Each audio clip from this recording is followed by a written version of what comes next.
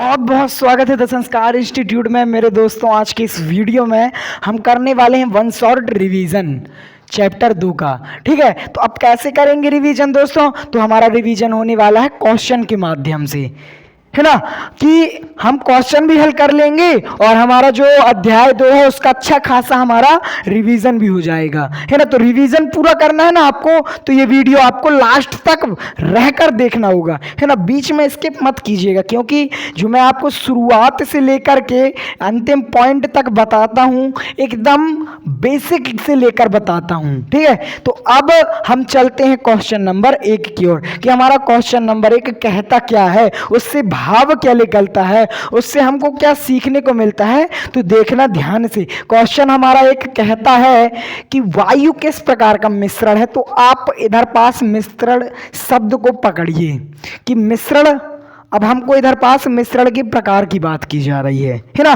कि वायु में किस प्रकार के मिश्रण के प्रकार की बात की गई है। आप इसको इस प्रकार से समझेंगे और ज़्यादा समझ में आएगा, है ना।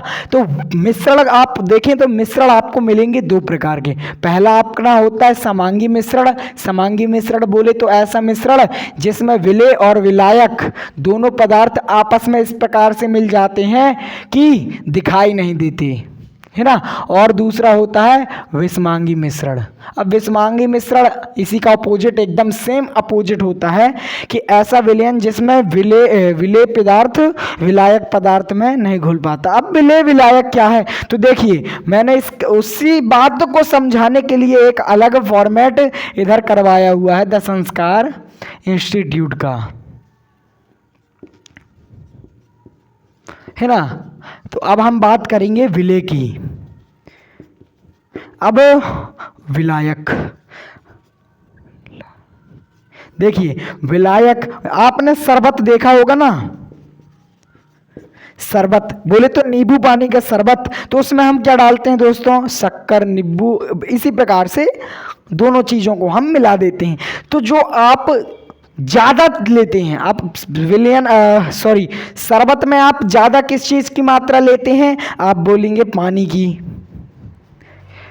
अब मैं बोलूं कि उसमें शरबत बनाने के लिए क्या आपने डाला, तो आप कहेंगे शक्कर। बस खत्म हो गया आपका विलेय विलायक। शक्कर हो गई आपकी विलेय और पानी हो गया आपका विलायक। जिस पदार्थ की मात्रा ज्यादा उसको हम कहते हैं विलायक, जिस पदार्थ की मात्रा कम उसको हम कहते हैं विलयन। खत्म आपका, है ना। तो इधर पास अपन बात करेंगे समांगी मिश्रण की। समांगी मिश्रण में क्या होता है मैंने आपको बता दिया। अब आपको इधर पास राइट आंसर देना है, तो आपका राइट आंसर उधर हो जाएगा समांगी मिश्रण। समझ में आया कैसे? देखिए वायु, मैं आपको एक बार वायु का भी डायग्राम समझा देता हूं, एकदम बेसिक से लेकर समझेंगे ना तो आपको बिल्कुल गहराई से समझ में आ जाएगा। आप एक क्वेश्चन हल करेंगे, 5 क्वेश्चन आपके हल होंगे। ठीक है, मिश्रण में हम लेते हैं वायु। अब देखिए वायु में क्या होता है? नाइट्रोजन, बोलिए हाँ। और क्या होता है भाइयों? आप बोलेंगे ऑक्सीजन।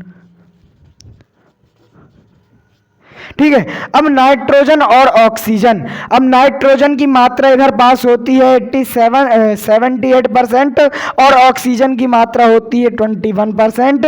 और 1% के अंदर 1% के अंदर अन्य गैसें आ जाती हैं, है ना। अब देखिए ध्यान से समझिएगा, नाइट्रोजन, ऑक्सीजन, अन्य गैसें, इनसे मिलकर के वायु का निर्माण हुआ। अब आप देखें तो क्या हमको वायु में नाइट्रोजन दिखाई देती है? तो आप कहेंगे नहीं। मैं कहता हूं ऑक्सीजन दिखाई देती है, आप कहेंगे नहीं। मैं कहता हूं कार्बन डाइऑक्साइड दिखाई देती है, आप कहेंगे नहीं। अब जब कुछ नहीं दिख रहा तो वो होगा क्या? समांगी मिश्रण, जो मैंने इधर पास लिखा हुआ है, यही इसका राइट आंसर हो जाएगा। अगले क्वेश्चन की ओर हम चलते हैं, तो आपको ध्यान से समझते बस जाना है। विलयन में यदि विलेय पदार्थ की सांद्रता संतृप्तता से कम है तो क्या, किस प्रकार का विलयन होगा? वो असंतृप्त विलयन। ठीक है, असंतृप्त विलयन। आप कहेंगे कैसे? असंतृप्त का मतलब होता है जिसमें संतृप्तता से कम चीजें हमने ली है, वही कहलाएगा संतृप्त। तो विलयन में विलेय पदार्थ की मात्रा हम कैसी ले रहे हैं, कम ले रहे हैं, इसलिए ये क्या कहला जाएगा, असंतृप्त विलयन कहला जाएगा। एकदम आसान भाषा में आपको समझ में आ जाएगा। दूसरा है दूध से विभिन्न प्रकार की वसा, बोले तो क्रीम को पृथक करने के लिए हम किस विधि का प्रयोग करते हैं। तो हम दूध से वसा को पृथक करने के लिए कौन सी विधि का उपयोग करते हैं दोस्तों, जल्दी बताइए। बहुत बढ़िया, गुड आंसर आपका, अपकेंद्रण विधि। अब बोलेंगे कई लोग अपकेंद्रण विधि क्या है भैया, तो अपकेंद्रण विधि ऐसी विधि होती है जिसमें हम क्या करते हैं कि जो दूध होता है उसको इतना घुमाते हैं कि हमारा मक्खन अलग हो जाता है। इतना ही से आप समझ में आ गया होगा, क्योंकि आपके घर में भी मक्खन आदि चीजें निकाली जाती होंगी। अगला क्वेश्चन जल्दी से देख लीजिए, नमक से कपूर पृथक करने की विधि क्या कहलाती है। तो मैंने आपको यह भी पढ़ाया है कि जब हम नमक से कपूर को अलग करते हैं उसके लिए हम कौन सी विधि का उपयोग करते हैं, बहुत बढ़िया, उर्वपातन विधि। बहुत गजब आंसर दे रहे हैं आप लोग।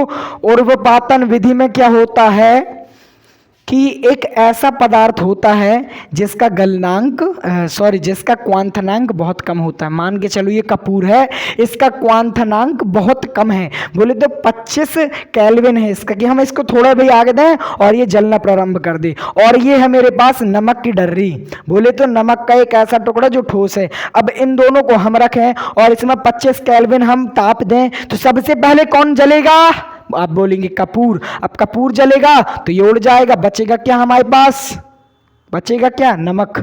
इसलिए ऐसी विधि क्या कहलाती है, उर्वपातन विधि कहलाती है। अगला क्वेश्चन है हमारा, क्रोमेटोग्राफी शब्द किस भाषा से लिए गए। बहुत आसान क्वेश्चन भाइयों, पहली ही लाइन में आपको इसका आंसर मिल जाएगा कि क्रोमेटोग्राफी शब्द, भाषा का नाम हमको बताना है कि किस भाषा से लिया गया है। बहुत अच्छा आंसर आप दे रहे हैं, इसका आंसर आपने सही दिया है, ग्रीक भाषा है ना, तो यही इसका राइट आंसर हो जाएगा। अगला है, आसवन विधि में पदार्थ के क्वांथनांक का मान है। मतलब हमको सीधी सी बातों में ज्ञात करना है कि क्वांथनांक जब हमारा जो ठोस है वो गैस में परिवर्तित होने लगता है, वही हमारा कहलाता है क्वांथनांक, है ना, वही क्या कहलाता है, क्वांथनांक।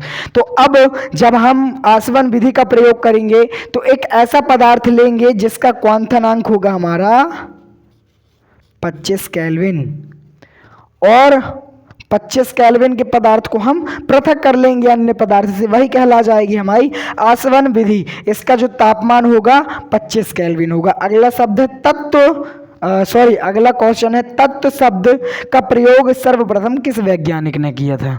मतलब किस वैज्ञानिक ने सर्वप्रथम तत्व शब्द का प्रयोग किया। उपयोग यार, कि हम उसका यूज कर रहे हैं। जैसे मैं कहता हूं हम पानी का उपयोग कर रहे हैं, मतलब क्या, उसका यूज कर रहे हैं ना, ऐसे ही क्वेश्चन है और बहुत हलवा क्वेश्चन है। सीधी भाषा में बताऊं, 3 बार आप इसका कम से कम ना रिवीजन कर लेंगे, आपको रट जाएगा ये क्वेश्चन। अब देखो भाई, भगवान तो आए नहीं होंगे तत्व शब्द देने के लिए, है ना। अब खोज की है तो खोज कौन करता है, वैज्ञानिक। इसलिए जो भी व्यक्ति रहा होगा अच्छा खासा वैज्ञानिक रहा होगा। अब उसी वैज्ञानिक का तो नाम बताना है, तो वैज्ञानिक का नाम है दोस्तों, दिल थाम के बैठिए, रॉबर्ट बायर। ये वैज्ञानिक थे और इन्होंने ही तत्व शब्द का प्रयोग सर्वप्रथम किया। कैसा लगा वीडियो? यदि अच्छा लगा हो तो लाइक कीजिए, हमारे चैनल को सब्सक्राइब कीजिए। देखिए हमने आपका पहला और दूसरा चैप्टर खत्म कर दिया ना, इसी प्रकार से आपके सारे चैप्टर हम खत्म कर देंगे, आपको पता तक नहीं चलेगा और आपको हंसी खेल में सब याद हो जाएगा। और यही हमारा उद्देश्य है, हमारे चैनल का उद्देश्य है, द संस्कार इंस्टीट्यूट का उद्देश्य है। धन्यवाद दोस्तों।